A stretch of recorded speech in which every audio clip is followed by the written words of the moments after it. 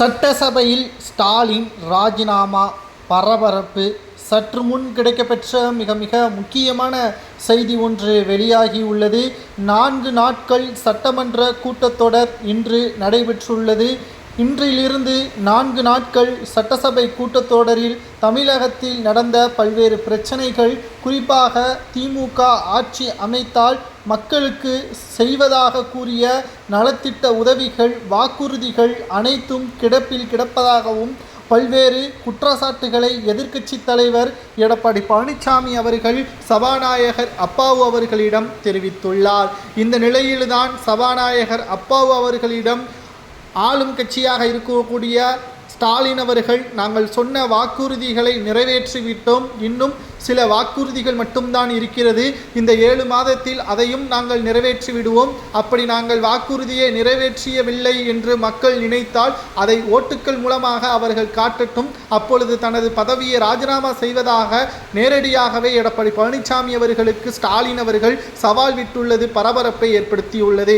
மக்களுக்கு நன்றாகவே தெரியும், திமுக ஆட்சியில் கொண்டு வந்த திட்டங்களும் நலத்திட்ட உதவிகளும் மக்களுக்கு முழுமையாக சென்றதா என்று கேட்டால் அது மிகப்பெரிய ஒரு கேள்விக்குறியாகத்தான் அமைந்துள்ளது.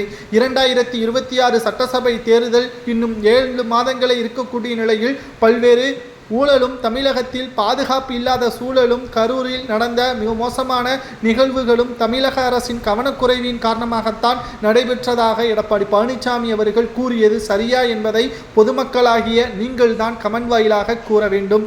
இன்று நடைபெற்ற முதல் நாள் சட்ட கூட்டத்தொடரிலேயே பல்வேறு கேள்விகளை எதிர்க்கட்சி தலைவர் எடப்பாடி பழனிசாமி அவர்கள் ஆளும் கட்சியிடம் கூறியுள்ளார். மேலும் நீங்கள் சொன்ன நலத்திட்ட உதவிகளின் வெள்ளை அறிக்கையாக வெளியிட முடியுமா? 534 வாக்குறுதிகள் என்ன ஆனது?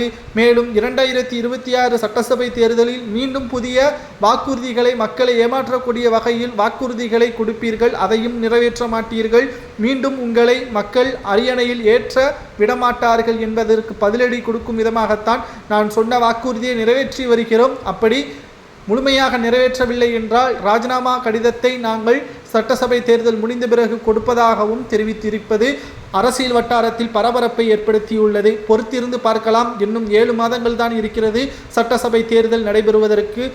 முழுக்க திமுகவின் கூட்டணியை நம்பிதான் திமுக தற்பொழுது களத்தில் இறங்கியுள்ளது. ஆனால் காங்கிரசும், விடுதலை சிறுத்தைகள், முஸ்லீம் லீக் எப்ப வேண்டுமானாலும் அந்தர்பல்டி அடிக்க வேண்டும் என்ற ஒரு நிலைமையில் தற்பொழுது தொகுதி பங்கீடில் பிரச்சனை வந்தால் அது நடக்கும். அப்படி நடந்தால் 2011ஆம் ஆண்டு எதிர்க்கட்சி அந்தஸ்தை திமுக இழந்தது போல் 2026லும் திமுக எதிர்க்கட்சி அந்தஸ்தை இழக்கும் என்ற தகவல் சரியா தவறா என்பதை கமெண்ட் வாயிலாக கூறுங்கள்.